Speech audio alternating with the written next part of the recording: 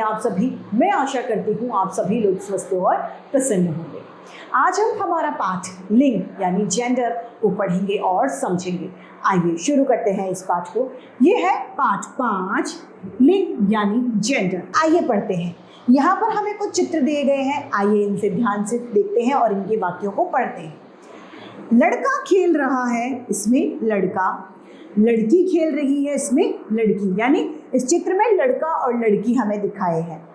पिताजी अखबार पढ़ रहे हैं, माताजी खाना बना रही है।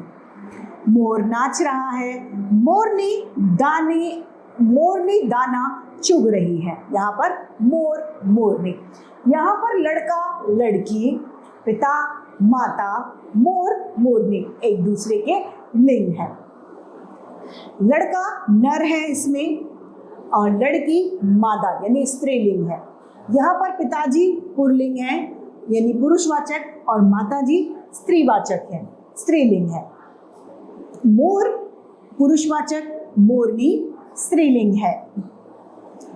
यानी हिंदी भाषा में 2 प्रकार के लिंग होते हैं। पहला होता है पुल्लिंग, दूसरा होता है स्त्रीलिंग। लिंग के 2 भेद होते हैं।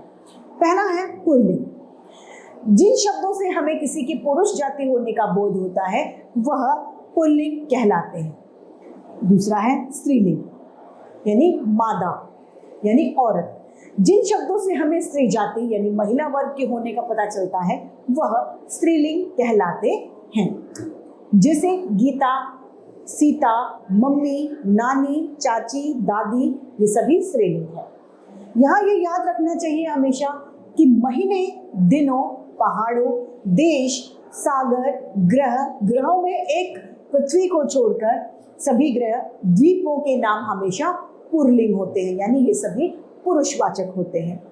इसके अलावा जितनी भी नदियां होती हैं, भाषाएं होती हैं, तिथि होती हैं, नहरें होती हैं, नदियां होती हैं, ये सभी क्या होती हैं? हमेशा स्त्रीलिंग यानी महिला वर्ग की होती हैं।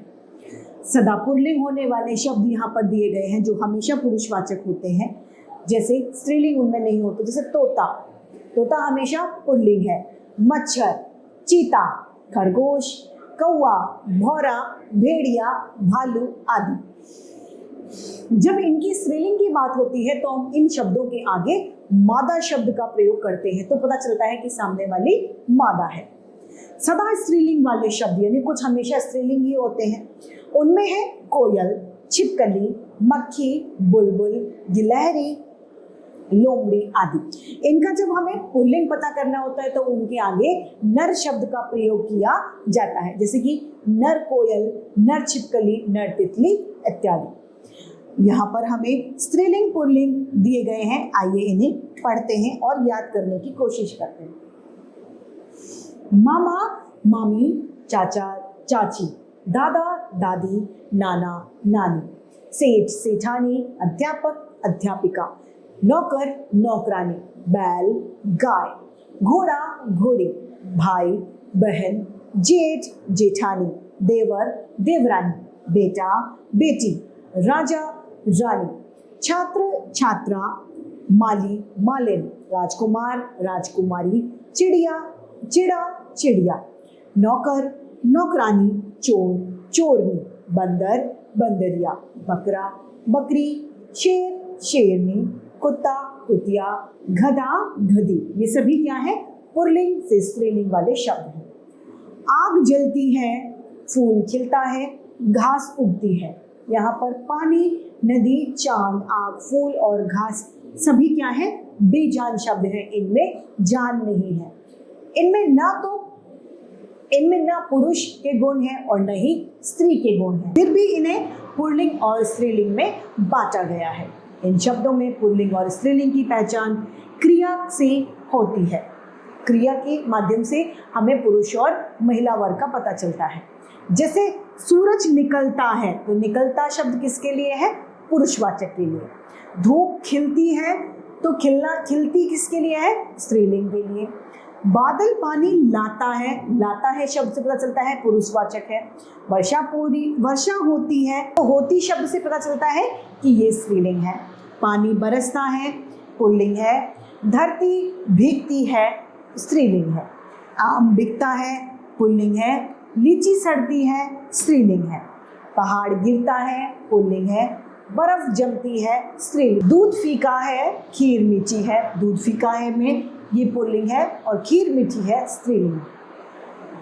विजाल शब्दों के लिंग की पहचान उसकी विशेषता बताने वाले शब्दों से भी की जा सकती है।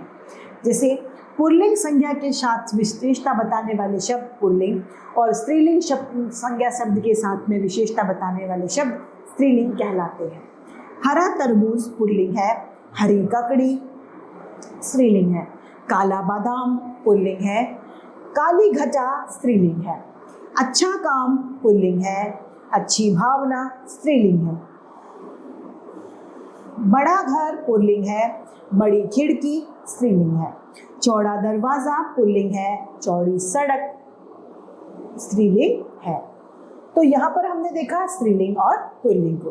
तो उसी के साथ हमारा ये पाठ समाप्त होता है और मैं उम्मीद करती हूँ आप सभी को ये समझ में भी आया होगा। आज के लिए इतना ही, फिर मिलते हैं। धन्यवाद।